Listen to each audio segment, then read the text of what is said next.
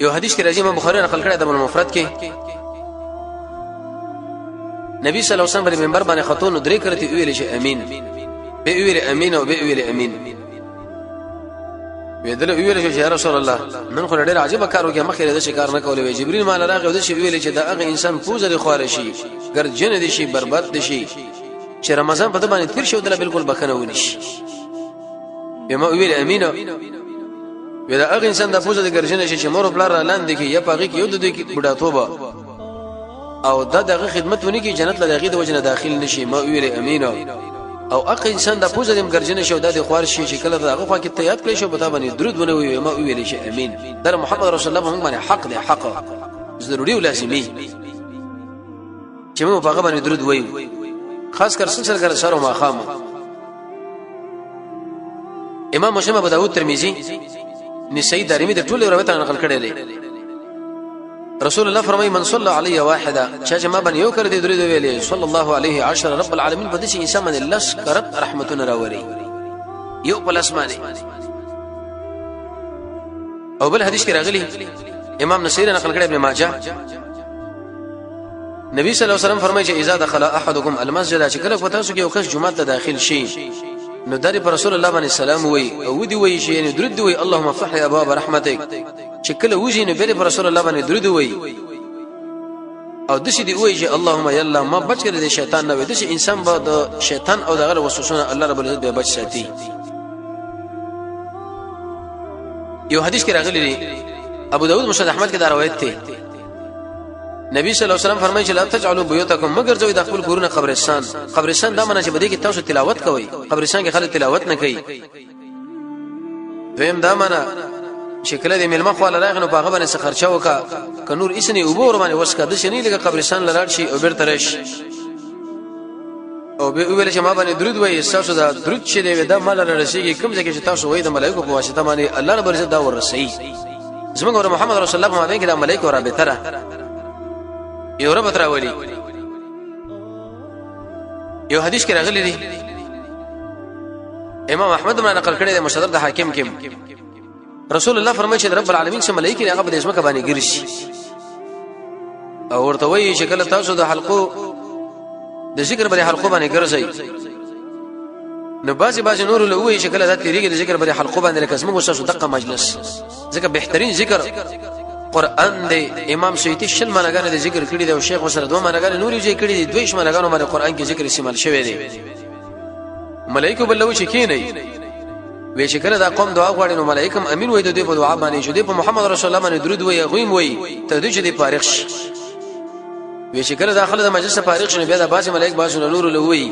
وی د شي خلکو له مبارکي ده دوی چې کله د دې جن واپس کیږي نو مغفور لهم د ټول انسانانو رب العالمین بخنه کړي د ټول انسان الله معاف کړي دا محمد رسول الله خبره ده مسلم کې دا روایت راغلي چې د ذکر په اخر کې ملائکه ودا وای شي رب العالمین ورته اعلان کوي یو روایت کې راځي مسند حاکم کې دا راغلی دی سهل ابن سعد فرمایي چې رسول الله ورځ موږ باندې وروته وی فاذا انا بابي طلحه زنه ابي طلحه سره خواکیو دا ورته ودرېدو شکر اوسره مخامخ شنو ورته ویلې به ابي انت و امي يا رسول الله اسما مور بلر سره قربان يا رسول الله نن خو صبر مخ یو نشه خوشالي زوینم نبی صلی الله علیه وسلم ورته ویل چې اجل او وی جبريل ماره وسره غوماله دا خبره وکړه چې یا محمد صلی الله علیه وسلم څوک چې پتا باندې یو کړی درود وای رب العالمین دل لس نه کوي لکی او لس ګناهونه ختميږي او لس درجه د انسان وشتيږي رسول الله باندې چې انسان یو کړی درود وای لس کړه په نزول د رحمت راځي او لس کړه لس ګناهونه دې ختميږي او لس درجه دې وشتيږي او بل حدیث کې راځي ترمذی کې دا روایت د امام بخاری تاریخ کبیر کې ذکر کړی دی ترغیب الترهیب کې دی ابن حجر اسقلانی فتح الباری کې لیکلی دی یو لسم جل یوسر وش په نمبر صفه نبی صلی الله علیه وسلم فرمایي چې ان اول الناس بي يوم القيامه اكثرهم علي صلاه قیامت کې د قیامت پر ورځ باندې په ټول انسانانو کې مال نږدې هغه انسانان دي چې هغه ډیر درودونه په دې دنیا کې په ما باندې ویلي دي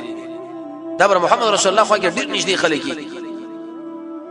انسان په خپل ذکر ورته کې به دا خبره څنګه ضروری ولګي سر ماخم سلسله کرته 50 کرت رسول الله باندې درود ویل یو حدیث کې راغلی نسائی کې دا روایت دی نبی صلی الله علیه وسلم فرمایي چې ان لله ملائکه رب العالمین ملائکه دي ګرځي زما د امت د سلام په ما باندې را واپس کړي درودونه په ما باندې را واپس کړي چې کوم دوی مال وای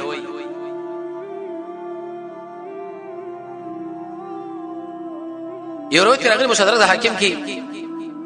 یو صحابي فرمایي نبی صلی الله علیه وسلم چې روته زور پسې شم تر دې پورې د کجوري باغ لواره ډېر وګد سجده وکړه وېزما سره دایره پیدا شو چې محمد رسول الله وفات شو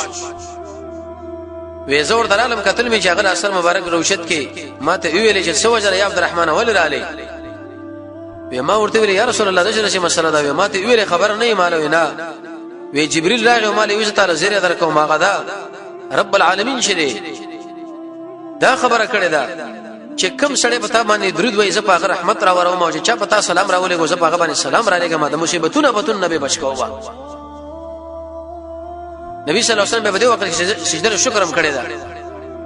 سجده منزل او سجده شکر در مصیبت در تلاوت در صحابه یو به دغه سجده شکر د جسمه پر امت باندې څومره شفقت الله رب العزت وکي مهرباني یو حدیث دام راغلی مسلم کې روایت دی ترمذی کې نبی صلی الله علیه وسلم فرمایي په ټول ورځو کې بهترین ورځ شي نور په کې راخي هغه جمعه ورځ آدم علی السلام کې پیدا شوی او دا په کې راکته شوی توبه په دې ورځ باندې قبول شوی دا په دې ورځ باندې وفات شوی په دې کې به قیامت راشي هیڅ یو زنده سر نشي چې سبا د جمعې شنو هغه چغي وي چې اجر قیامت الله رانوري سوال پیرانو انسانانو په دې کې او سات دی رسول الله فرمایي چې مؤمن انسان په هغه کې دعا نه غواړي چې د درود ویلي پر رسول الله باندې مگر رب العالمین مې د دعا خامخا قبلې دا په دې طریقه باندې کېږي به چې وجمه سړی د سارنا منځنه تر ور خطو پر دعاګانې غواړي او بل جمعه به تر 10 بجو بل جمعه تر ماسپخینه بل تر مازیګر او بل د مازیګر نه به ورسا علماء دا ذکر کړی چې دا کوم وخت دی علم الله لري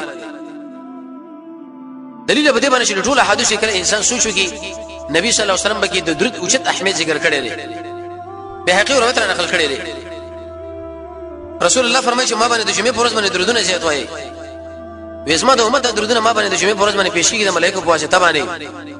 وکم انسان چې د جمعې پر ورځ ما باندې ډېر درودونه ویلي وې دا په ورځ قیامت په ټول انسانانو کې مال ډېر نشدي د رسول الله په جوار کې بدا واقعي ملګرتوب کې